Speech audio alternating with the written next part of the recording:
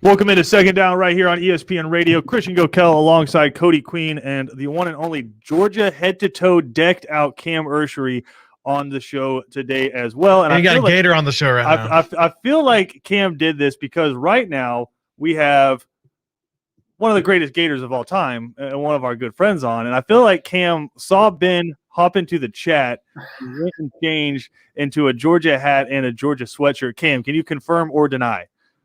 Deny. I didn't know Ben was going to be on today. What's going on, Ben? I didn't really notice the Georgia shirt until Christian decked out. I'm like, look at Cam. But I will say this: Cam, Atlanta native, Georgia native. Listen, Cam root for all the best teams in the state of GA. I cannot fault him for that. Ben, I apologize for all the Georgia stuff on the show today, but Georgia hockey, like he cares about hockey. Yeah, listen, we're gonna get through it, but I wanted to bring Ben on because Ben is a guy who has a lot of different hats that he wears. Like not just the park ranger hat that he's wearing right now, but he is one of our amazing show hosts. He's a huge part of what we do on Southern Pigskin, but also on the outside of that, he has a lot of charitable work he does. He does a lot of speaking engagements, right? I've been there, yeah. Yeah, he does a lot of stuff with the Players Association inside the NFL, works on activism, and outside of all of that, he found time to be an author. I mean, Ben, there's 24 hours in a day. There's 24 hours in a day. Where do you find the time for all of this? Because you do have a book out, Jupy and John's Masks, and I've seen you signing it, signed copies. I still don't have a signed copy, but I've seen it. You've published a book. You're starting foundations. Speaking tour's obviously been on pause because of COVID, but I've been lucky enough to go with you on a few of those. But where do you find the 25th hour in the day, man? Just taking advantage of like what I'm blessed to do. Shout out to my homie Miko Isadora. She's the one that brought up the Judy and John. She had a character named Judy. She reached out to me. I didn't know she was hustling me. She was like, "Hey man, I'm going to come out with a children's book. I'm gonna call it Judy." I said, "Oh, okay." She said, "You ever thought about it being a guy character?" I'm like, "Yeah." She was like, "What you think his name? They can call him John."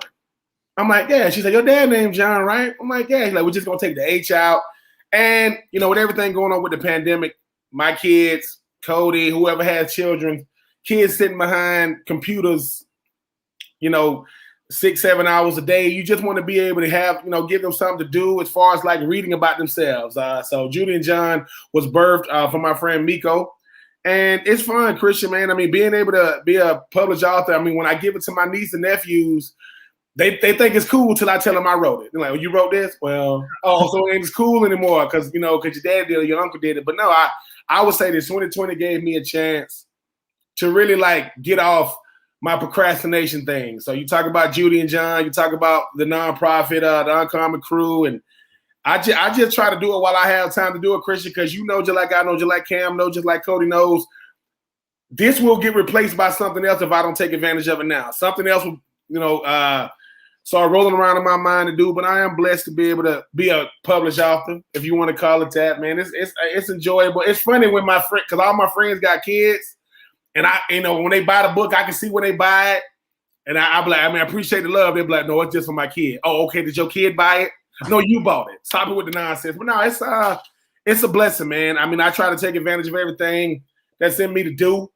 And as long as y'all give me an opportunity to do it, I get out there and just have fun with it. Christian and Cody and Cam, you guys have seen me do what I do. It's nothing.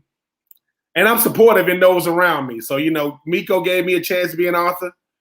And here we are. And, like I said, it's going to be a series. We got more books coming out. But like I say, man, just if it's you naturally, it don't seem like you're doing anything. But if I got to start getting behind these cameras and I'm not technologically sound, that's not what I do. I had to do a Zoom call last night, and I had to run it, and it got ugly. It got ugly real fast. I'm always just a phone call away. No. What was funny about the Zoom call was I'm sitting and waiting. I'm like this. Well, the host need to hurry up. And then they was like, "Well, you the host." "Oh, that's right. Let me just click in so I can click y'all in." I just bought it, baby. Just bought a copy. He's got the website on his. Oh yeah. www.judyandjohn.com. Hey, I'm gonna need you to sign it. I'm gonna need you to. Listen, let me hold on. I'm gonna go. I can confirm it right here when somebody buys one. What? Look at this. Look at this nonsense. Look at this. Got it open. I'm not going to put Cody's stuff up here, but there it is. There it is, baby. Got it. Cody Just- James As soon as I was like, you know what? I'm gonna buy this bad boy right now. There you go. So Cody's supporting the cause, but just for the folks out there, you kind of mentioned it's been a weird year, one that none of us have ever experienced when we were kids, right? Where we are just having to sit inside all day, not able to go anywhere, not able to see our friends, and then when you do, if you are able to go to school wearing a mask and having really reduced class sizes, and now you look at what these kids have gone through this past year and how we don't know that F and when and what it will affect in their development, right?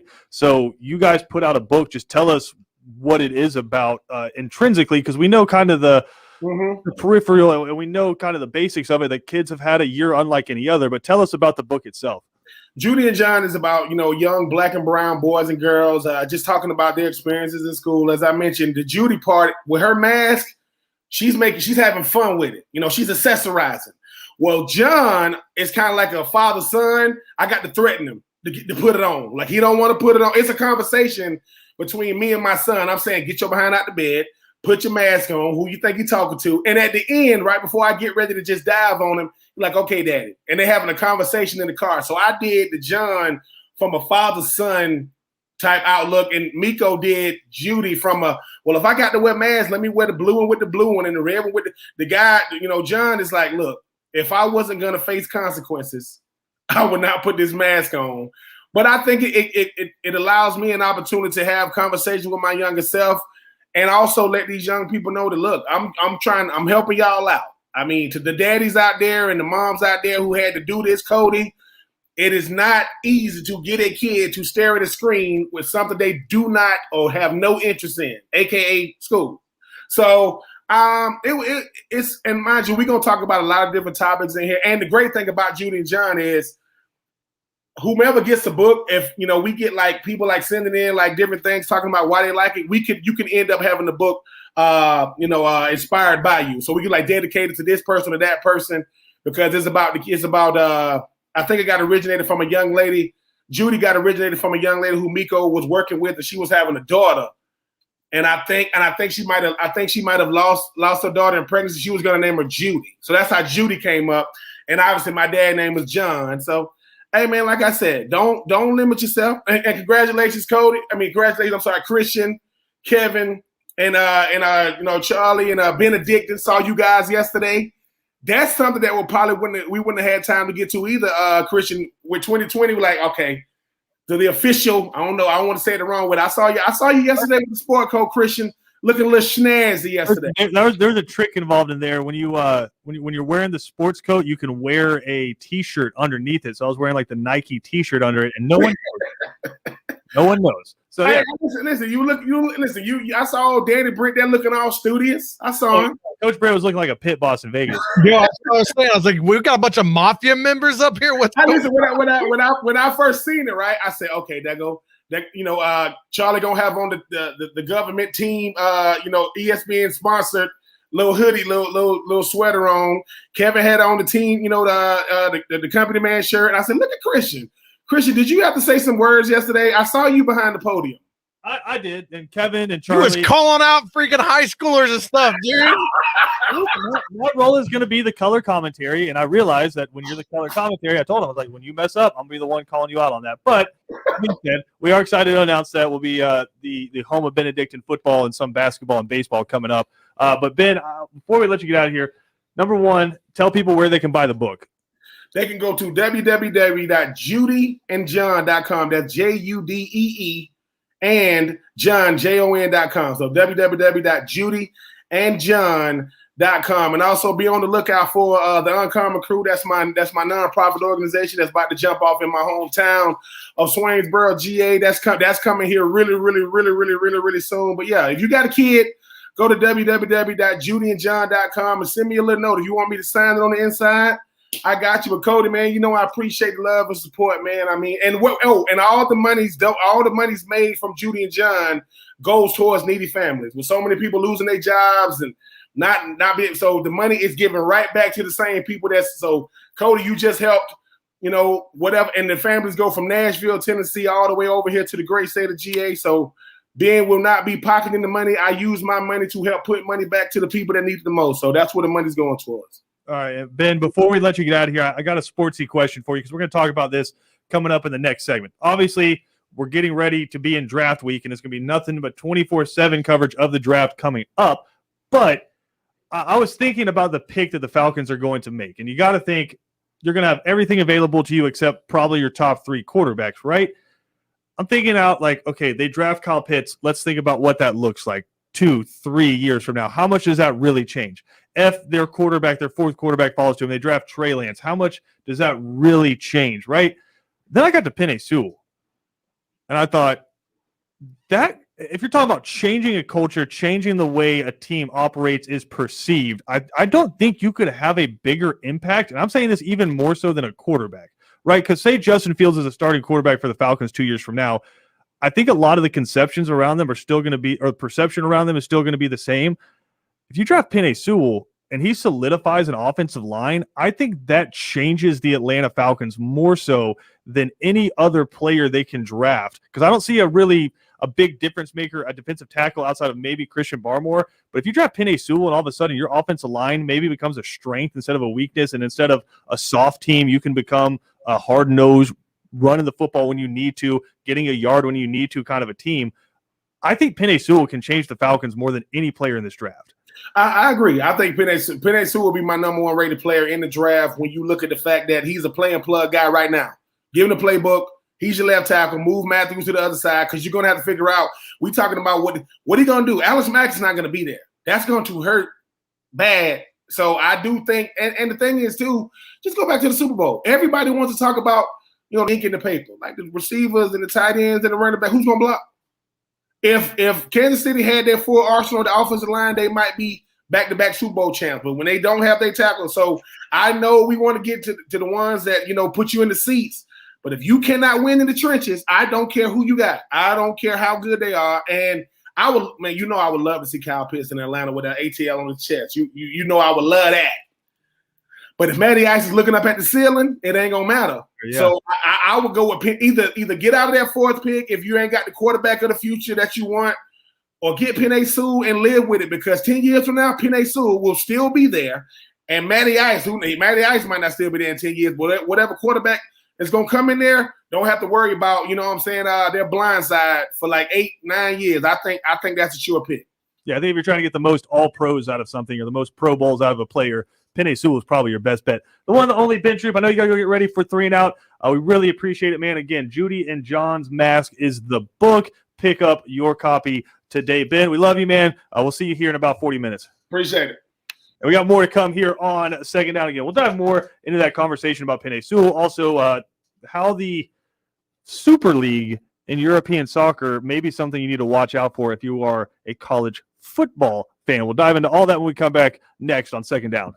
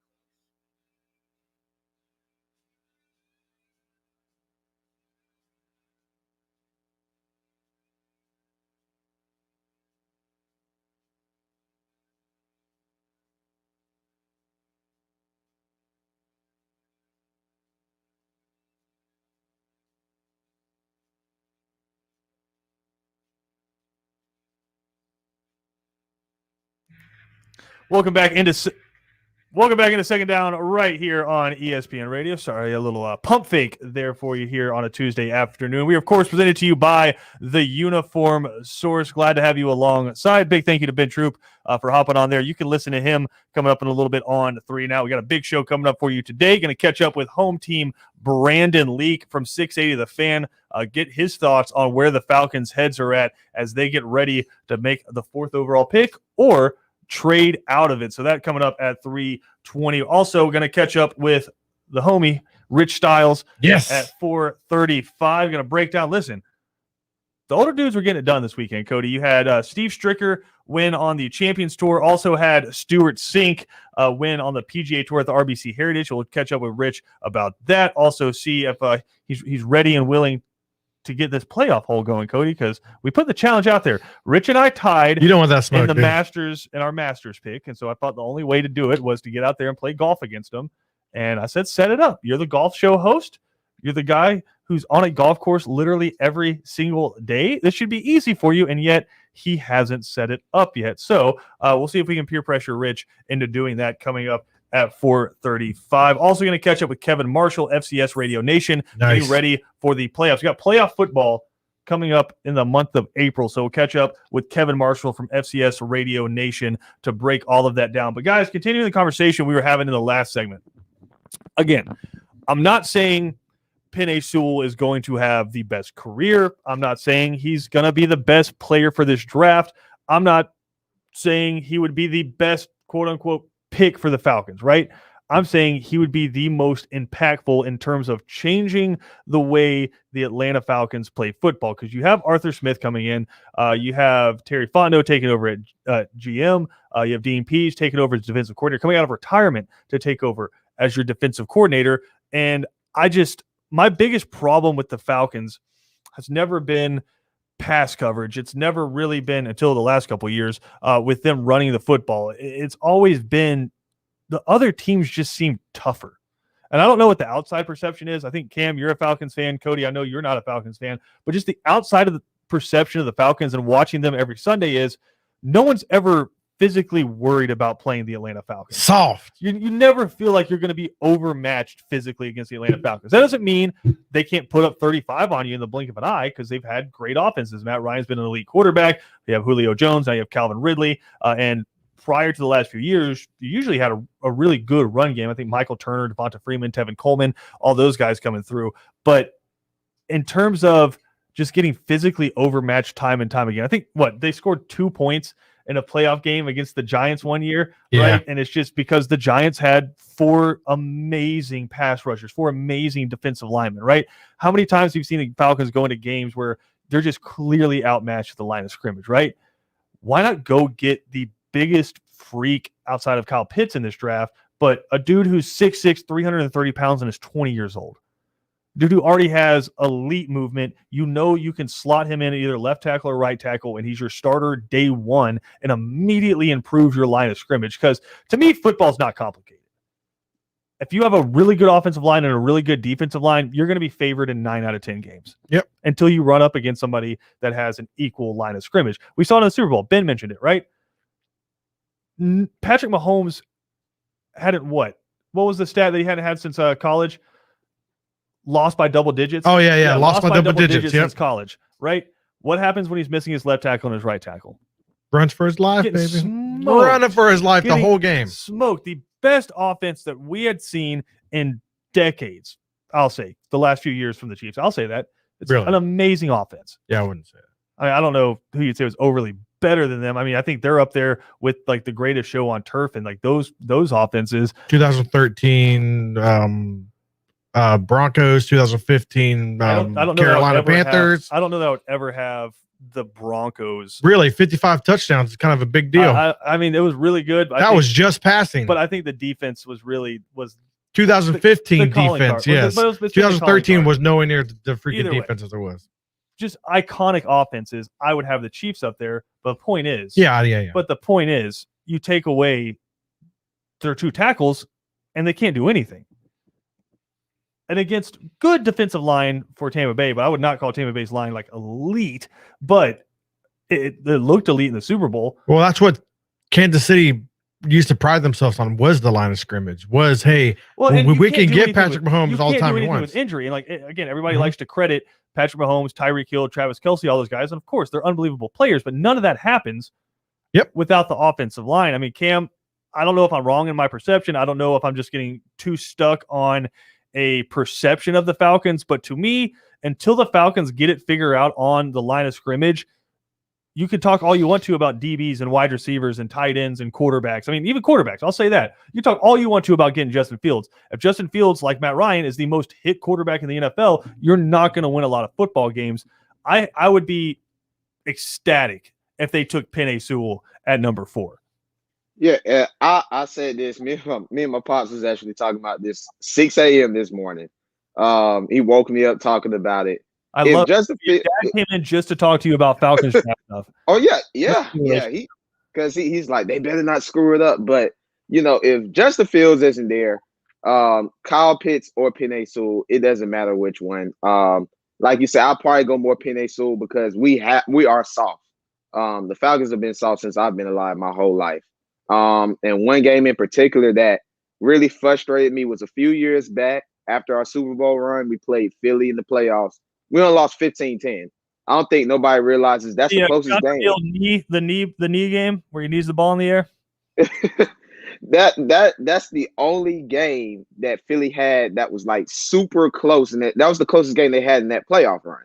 And we literally got beat on the line of on both lines of scrimmage. And yes, they need to get stronger in the trenches, offense and defense, but he would really help out. And like Dominique Foxworth said a few weeks ago, he makes your quarterback better. Yeah. Instantly. So he'll be a good pick. I wouldn't be mad if Fields isn't there, you take him. Well, just look inside your own division, right, Cody? I mean, when you go back to these Saints games, I know it's like Taysom Hill beat you 2 times in a row this season, and you haven't had a great record against Drew Brees, but I look at it these past couple of years and I say they have Cam Jordan on their defensive line. And then they have 3 other guys who can get after the quarterback and stop the run as well. And then you flip it over to their offensive line, and Drew Brees has all the time he needs to throw. Alvin Kamara and Latavius Murray are gashing you. It used to be Mark Ingram gashing you whenever they wanted to. It wasn't inherently on the edges with Michael Thomas gashing you. It was Alvin Kamara. It was up the middle with the run game. And on the flip side of it is you couldn't touch Drew Brees. You could not get to him. And the only thing that stopped them was themselves when they got kind of clunky with some of their play calling. But if they wanted to, they could line up and pick up 4 or 5 yards at a time. That to me has been the biggest thing with the Falcons. And I don't think the early Matt Ryan Falcons get enough credit for how good that offensive line was, that Harvey Dahl led line, and then you had Jonathan Babineau on the other side on the defensive line. It wasn't elite. They didn't have elite guys over there, but it was better than what we have now. It's better than the constant rotation of guys we have next to Grady Jarrett, who are just, I mean, I don't want to, these are NFL football players, so obviously they're elite, but can you name one defensive tackle? And I'm not trying to put you on the spot here. I'm not. But can you name another defensive tackle on the Atlanta Falcons besides Grady Jarrett? No. Marlon Davidson. Marlon Davidson, who was a rookie last year and barely didn't play. Yeah. Barely got to play. I mean, I think like Tyler Davidson's another one. I don't even know if Sanat's still on the team. Like that's what Grady Jarrett had next to him. I think Grady Jarrett is a top 10 defensive tackle. I don't think he's top 5 because like that's where you're really getting some of the elite players. Yeah, split hairs. Yeah. Yeah, like he's not an Aaron Donald, but he is a very good defensive tackle. I'd put him in like a Fletcher Cox territory, like that kind of player, right? I'd say Fletcher Cox is probably a little bit better, but also what you have to take into account of that is Fletcher Cox has had Graham next to him these last few years, right? He has other guys who have to get double teamed. A completely better defense around right. him. So he's not having to do everything by himself. Whereas Grady Jarrett, you're double teaming Grady Jarrett, and you're saying, I trust our all pro or all Pro Bowl offensive lineman to handle whoever this other defensive tackle is. We don't even know his name. Like, we trust them to handle that. And then the constant rotating door of quote unquote pass rushers that the Falcons bring in, right? But I think you go get the best guy. And right now in this draft, I don't know if you guys disagree. I don't see a defensive difference maker on the defensive line. No. I think there's going to be some guys who are going to be some players. Get down to second round. Like I said, I think Christian Barmore would be a really good pick in the second half of the first round, like 20 on. That's a good pick. He's going to be a solid defensive tackle.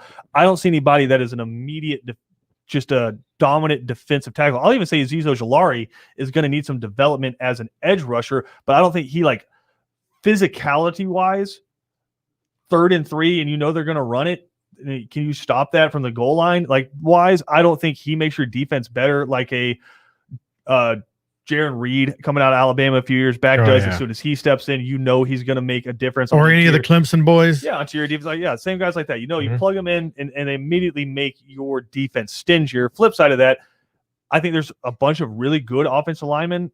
Rashawn Slater comes to mind. The dude is strong. Leatherwood. Like with a C, strong. Strong, boy. Strong. But Penei Sewell, I think, is far and away the best offensive lineman in this class, and you have a chance to grab him. Now, is it a pick that Atlanta Falcon fans are going to think sexy? Does it replace Matt Ryan? No. Does it immediately flip a book? No. But would it make the biggest difference? I think, yeah.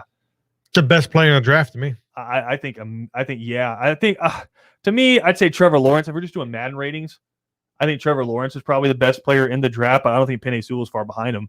I don't think Penei Sewell is going to allow a sack next year.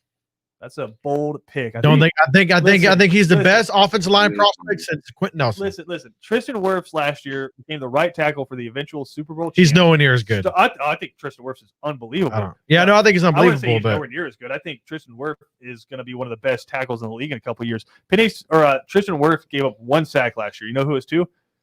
Khalil Mack, and Khalil Mack picked up all 330 pounds of Tristan Wirfs. Like, one arm picked him up and deposited him and sacked Tom Brady. So playing against a lot of really good edge rushers, I think it'd be hard for me to say if Penei Sewell came to the Falcons, he wouldn't give up a sack, but he immediately makes everybody better. Like, everybody next to him immediately makes better. You still got to figure out what you're going to do on the interior offensive line, but if you can have bookend tackles, so many teams would take that. Like, we know we're set at left and right tackle. And again, I know Ben said kick Matthews over to right tackle. Yeah, I don't know about that. Maybe next year. Okay. Maybe next year, if you see Matthews is starting to decline and Penei Sewell's on the uprise and you flip them, maybe next year. But I'd give Jake Matthews a solid B the last few years. I don't think he's been the problem on the offensive line. He's fine. I think he's been an excellent pick for the Falcons and really underrated in his community. Like, he's been a really good offensive lineman for the Falcons, whereas there's been some question marks around that. So a lot of decisions going to be made.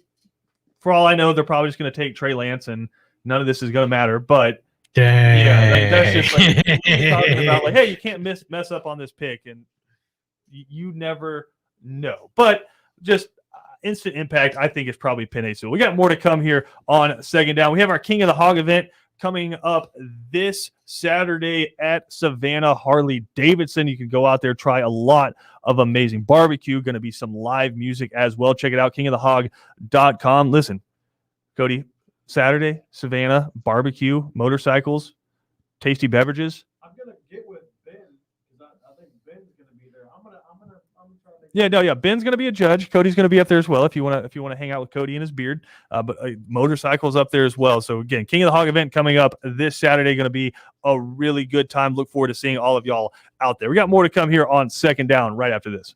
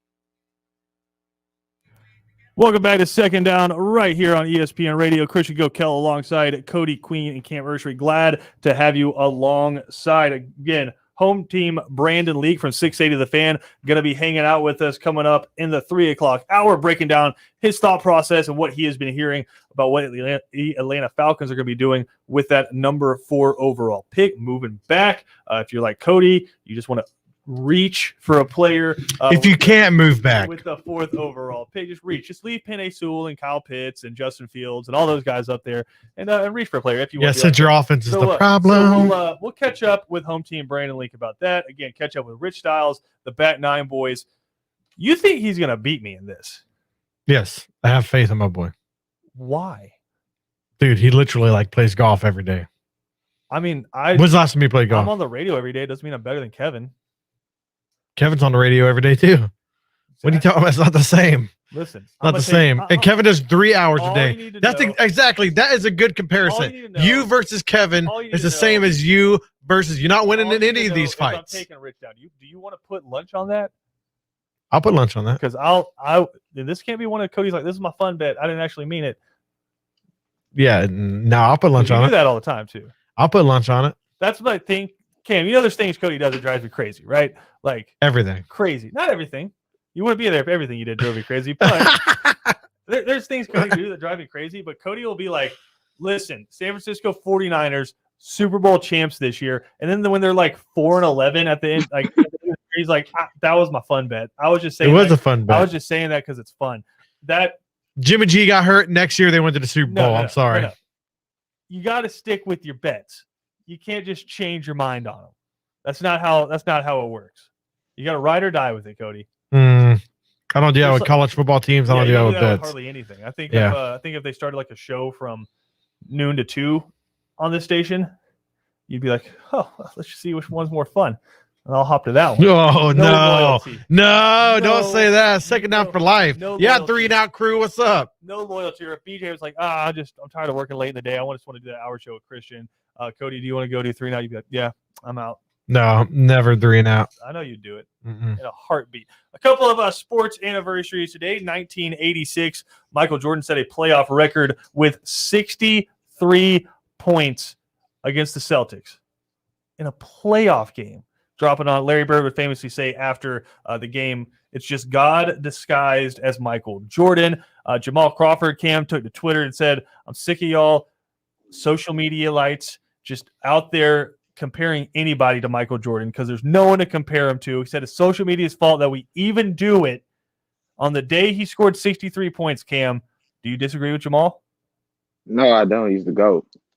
Undisputed GOAT. It's not even close. He's in the GOAT of all sports. That's the end of it. There's no anybody else. Tom Brady's really good. Yeah. That's saying something. That MJ is that immensely more of a GOAT than Tom Brady after having that many Super Bowls.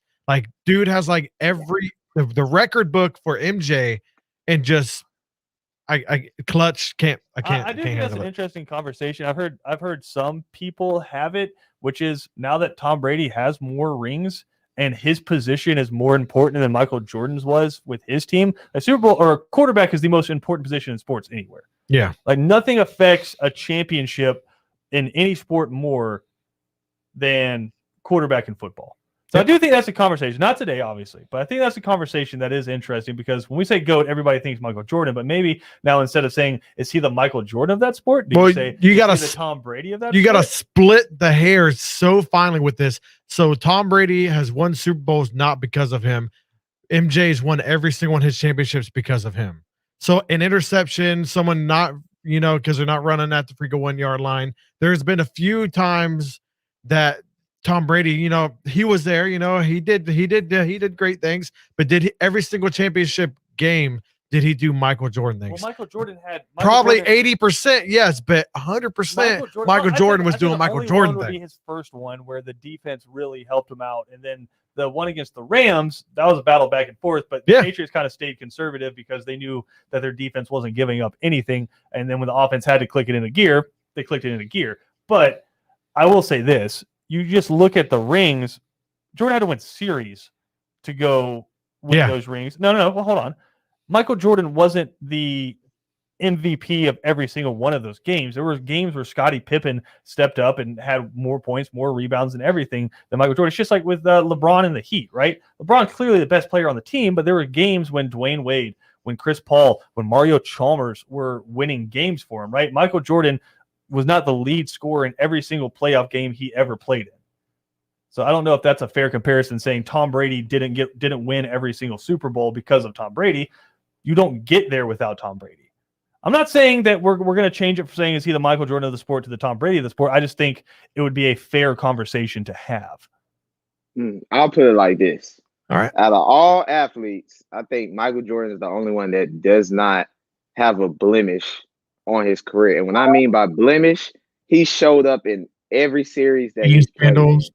He's always averaged over 25 plus in every series that he's played in. LeBron, 2011, that's a huge blemish. A lot of guys, they've messed up in series. He hasn't. Who's the guy who has 8 championship rings because he was just happened to be on all those championship teams like the Spurs? Robert Horry? Robert Horry, yeah. Yeah, so we say he's the Robert Horry of his sport? I wouldn't necessarily say that, but I mean, MJ, if you go look at everything, every series that he lost, he showed up. I mean, dude lost a game in which he scored 63 points. Like, I'm just saying, he got swept that series and he was averaging 40. So he's never really not showed up in any playoff series that he's played in. I think his lowest scoring is 27 a game. You got to think of like MJ and his awards alone. So he got championships. He's got how many MVPs? He's got how many like finals MVPs? Where's he got? 5 finals MVPs? All the defensive, 5, you know, MVPs, 6? all that, yeah. Yeah, he's 10 got scoring titles. And then Listen, we're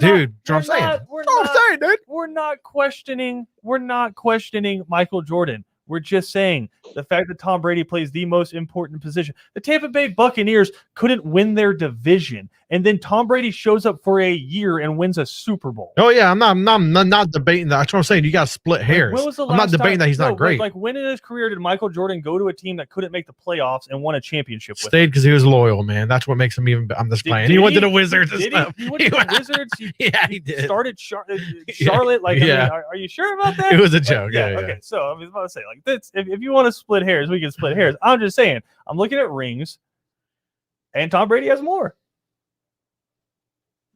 Now, is he an icon like Michael Jordan? No. Michael Jordan is clearly the most famous player in the history of the NBA. I don't know that Tom Brady is the most famous player in the history of the NFL. You keep your forked tongue behind your teeth.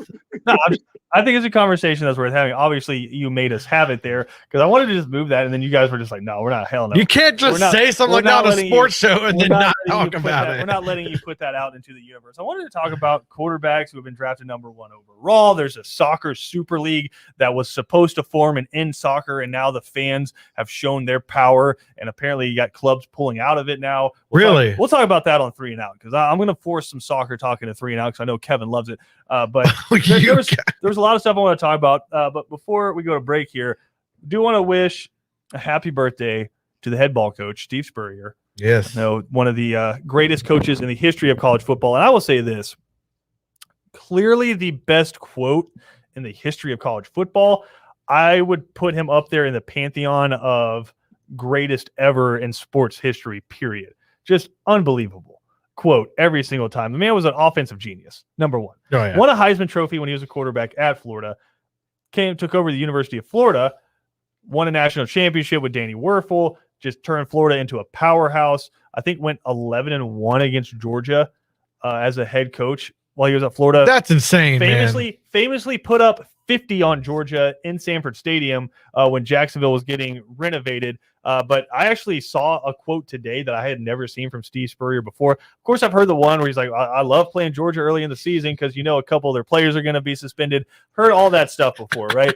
But there was one about Auburn that I had never seen before. I don't know why Steve Spurrier is out here coming for Auburn because I didn't know that was a big rivalry for Florida. Yeah. But, he's out here. Listen, he's got smoke for everybody. He said all SEC gonna get it. Yeah. No, apparently there's a fire in Auburn's library while Steve Spurrier was the head coach of Florida. The fire in the library and 20 books burned up, and someone asked Steve Spurrier about it. He goes, "Yeah, it was a real shame because the 15th one hadn't even been colored in yet." Oh, like, dang! It's just like, and that's how you know, because because Auburn is not a rival of Florida. They're just another SEC team to Florida, right? That's how you know he just had smoke for everybody. And it's like, that's not prepared. Like that's just not like written down on a note card. Like, he's like, all right, if Auburn comes up, I'm taking that out. Somebody asked him about a library and books being burned up, and he's like, I'm about to wreck these people's entire world. Auburn's going down. I mean, just happy birthday to the GOAT of trash talk, because I really don't think anybody did it better. I mean, in terms of a quote, I think Marshawn's up there. I'm just here so I don't get fined and all that. But in terms of just being able to come off the For like press conference or like on field talk too? press conference. Okay, Press yeah, conference. no, that's just good, being yeah. able to come off the hip with a zinger, I don't know if anybody was as quick of a draw as Steve Spurrier. We got more to come. Final segment of Second Down coming up next.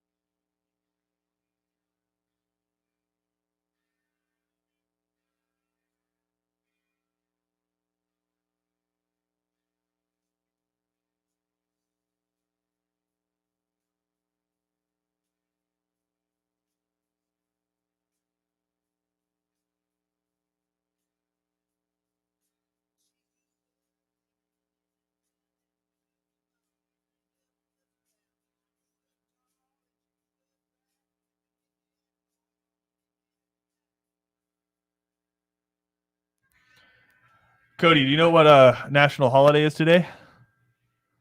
Holiday of my people, dude. Which holiday is that? Like Earth Day or something like that. I mean, that's one word for it. Yep. No, it's National Pineapple Upside Down Cake Day. Oh, Happy National Pineapple Upside Down Cake Day. Cam, are you a national pineapple upside down cake connoisseur? No, I am not. Have you ever had it? Nope. It is delightful. I've never had. I don't think I've ever had that either. Kind of get like a sponge cake with kind of like a rum sauce on it, some like a It's got fruit in it. sliced canned pineapple on top, and a cherry. It's got fruit in it. It's not actually inside the cake. It's like it's like a sponge cake Okay. with sliced pineapple on top, a cherry, and then some sort of like rum sauce. It's really quite delicious. That does sound quite delicious. It is quite delicious. But again, Cam, we were talking about the best trash talkers in the history of sports. Do you have anyone that comes to mind immediately when you think of best trash talkers, just one-liners or during games? I mean, I think a lot of people would say Ray Lewis, but I think for the most part, Ray Lewis was just like hyped up all the time, right? Like, I don't know how many memorable quotes he had. Steve Spurrier, just off the cuff all the time. I can't think of quotes, but I did. Like, I know T.O. was a good trash talker, and Chad Johnson. I did like them too. They just had a lot of swagger to the wide receiver position. Ocho Cinco's up there. You just want to like read Steve Spurrier quotes until we get out of here? Can I say my favorite? Oh, go ahead. Phillip Rivers. Dadgum! I don't know if Dadgummit! it's trash talk or just being upset. But I mean, Peyton Manning, when he came back for his senior year, Steve Spurrier said, "I know why Peyton came back for his senior year. He wanted to be a 3-time star of the Citrus Bowl." It's like, dang, man. Dang, dude. That's Whoa. tough. Whoa. He said, I will be the 14th time I've coached in Neyland Stadium. I've coached there more than some of their head coaches. And then, of course, the Georgia one. I sort of always liked playing them that second game because you could always count on them having 2 or 3 key players suspended. The GOAT, Steve Spurrier. Happy birthday to the head ball coach. 3 and out coming up next.